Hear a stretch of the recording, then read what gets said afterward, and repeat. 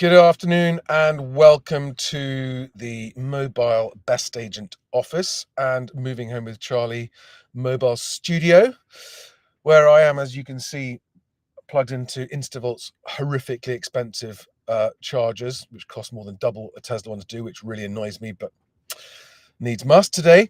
And this morning, the RICS, oh dear, horrible typo there, RICS December housing market survey came out. Just fix that. There we go. And I wanted to cover this because I think it's really important. Now, first of all, I put a link below to the RICS survey that you can download and look at it yourself. And I recommend that if you are moving and you're really wondering about the market in the area where you live, that you download this survey and have a look at all of the regional breakdown of what's happening for sales and for lettings and all that kind of stuff. It is a useful thing. Now, I've often said that I think the RICS monthly survey that doesn't quote any prices or any average prices, but does talk about price movements, expectations, sales volumes, etc., that I think it is the most useful of all the existing house price indices. That is until we release the Best Agent Open Source House Price Index, which I can't wait to show you. Getting so tantalizingly close, but just want to make sure it's really, really working beautifully before we release it. So, and I've always said that I feel that the RICS survey is perhaps the least talking up the market one, the least biased one, the most objective and impartial, which is why a lot of estate agents don't like it, because they think that the RICS is a bit too realistic for them. But on this occasion, I feel that they are being a little bit overly optimistic. And I've just literally 5 minutes before I started this video, come off the telephone with one of the Royal Institute of Chartered Surveyors who contributes to the survey every month. And one of the questions I asked him was, when did you complete the survey? And he said mid-December. I also said to him, what back then, what was your expectation on interest rates and what it might do to the market? And he said, I don't really think about it, but if you ask me, I would say, yeah, I was pretty much expecting interest rates to come down during 2024 and that would improve market activity. And I said, what about now? He said, yeah, not so much now. So I suspect that when this survey was filled out a month ago, in the middle of December, there was some misplaced optimism based on the fact that inflation was still coming down quite quickly and everyone thought it was going to keep on coming down. But now in January, we know that inflation has stopped coming down, started to tick back up. Might be a blip, it might flatline here, it might keep falling, it might go back up, we don't know. But I don't share their optimism. But without me rambling too much about, let's just actually run through what they say.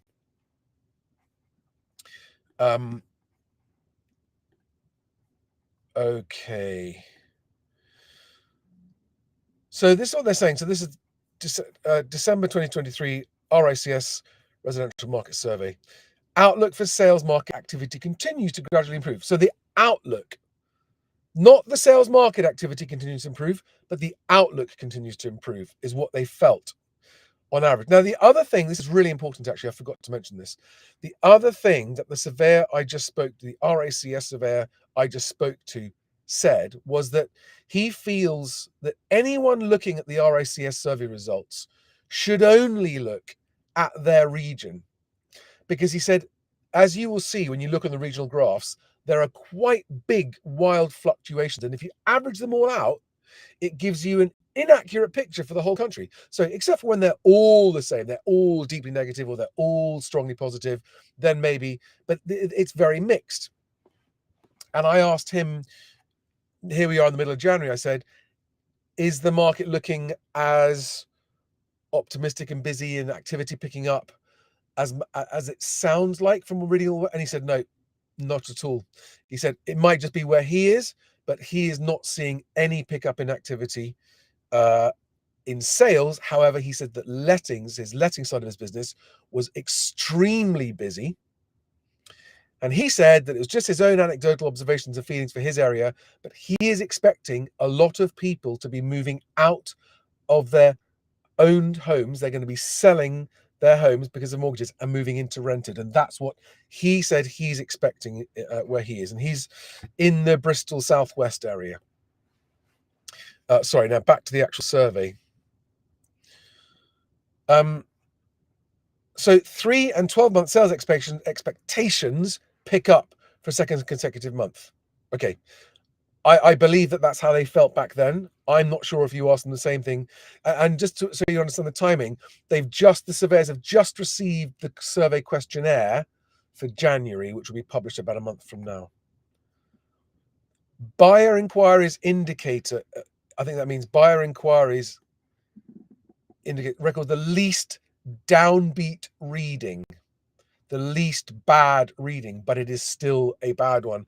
House price declines continue to moderate at the national level, with respondents now anticipating a flat trend over the year ahead.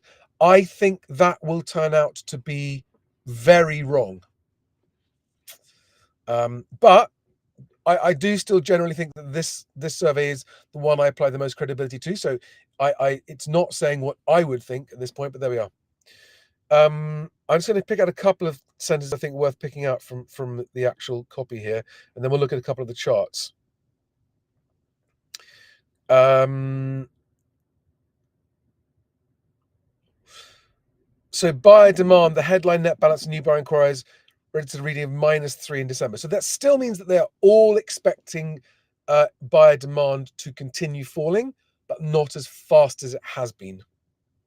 Okay, so when it's less bad, it doesn't mean that buyer inquiries are going up. It means they're not going down as fast. And again, this is in December. Alongside this, the latest national net balance of -6% of newly agreed sales, again, negative, getting worse, but not getting worse as fast as it was the previous month. Okay. Now let's just get to a couple of the graphs. Here's the house price. The headline house price gauge posted a net balance reading of -30%. Not 30% on price. That's a balance of the survey respondents. Okay, which is not as bad as the net as the -41% and the -60% of the previous 2 months. Now, the way to interpret all this is like you got to figure out the timing of this, because this is why I think this is a good survey, is that this tells you what's happening at the front line of the coalface of agency a month ago. Now, this is confusing because, we had the land registry putting their data out yesterday.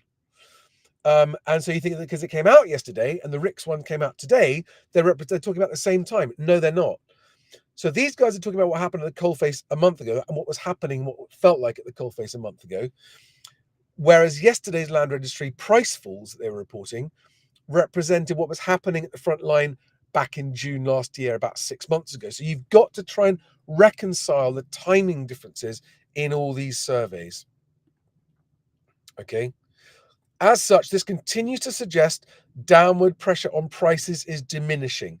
Now, a lot of people will go, yeah, it's not so bad. It's getting better. It's improving. But downward pressure is diminishing. It means that there's still downward pressure, but not as much as there was. Now, bear in mind, they're talking about, so what they've said, if we take the RICS price pressure survey result at face value, they're saying October was really bad, November was bad, but not as bad, and December was still quite bad. We won't see the land registry reporting on prices of deals that were agreed in October, November, and December until June, July, August of 2024. Okay, so but what that tells you is that in June, July, and August of 2024, the land registry house price index is likely to show sharper falls than it has done so far. Okay, it's really, really difficult to work this out. That's why I'm doing my best to try and help you guys. Yeah, even so, most regions still exhibit negative readings for this metric at present. Right, let's just find some graphs to look at. So national prices in the past 3 months. Have I got that up bigger? Let me get this larger on screen for you.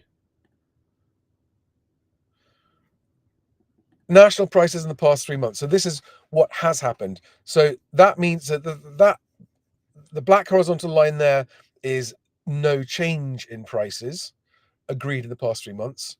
What we've got down here is the prices in the past 3 months have still been falling, but not falling as sharply as they were the month before. That's what that graph shows.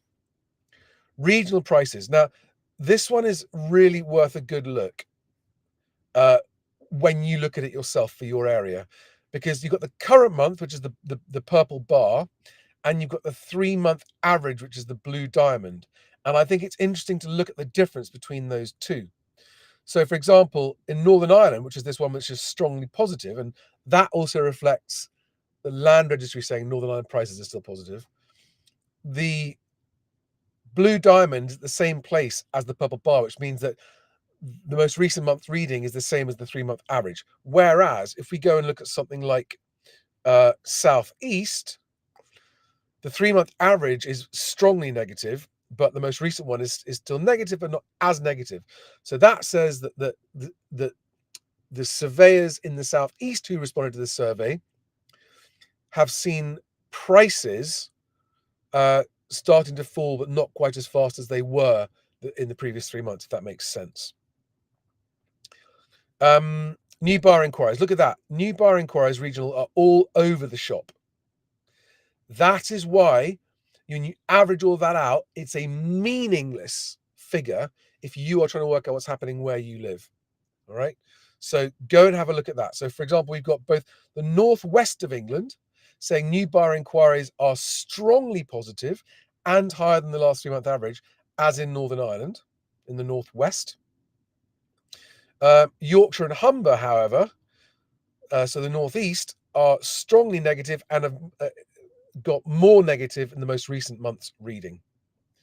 Biggest change here, East Anglia, that's gone from a 3-month average of minus 10% balance of surveyors, and that's gone positive 10% in the most recent reading. So all over the shop, it bears going and having a look at yourself. But remember, this is still for all property types and all price ranges, and so it's not representative of all the property types. It's an average of that area.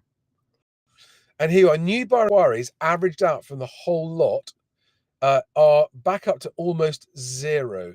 In other words, they're not seeing them falling in the most recent month, but staying where they were. So when that net balance gets to zero, it's saying that it's a continuation of the number of bar inquiries from the previous month. It's not more, it's not less, which means it's still a low level, if that makes sense.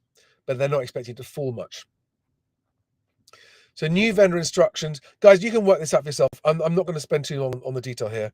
But again, regional variations, go and have a look, because national averages are not in any way helpful. Okay? I mean, take the land registry national average. It's got Scotland at plus 3% and England at minus 3%, roughly. It's, if you're in Scotland, the UK average figure is unhelpful. If you're in England, the UK average figure is unhelpful. Same with Wales and Northern Ireland. So it just always just go past the national average figure to find out what's happening where you are.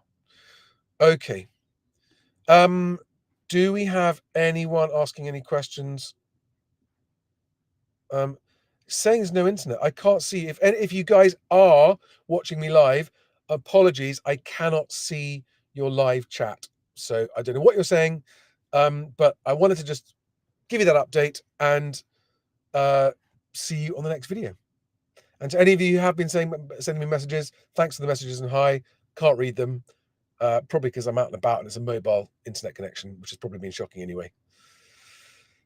One last thing, guys. There is a story out today on Bank of England data showing that mortgage defaults have risen to their highest level.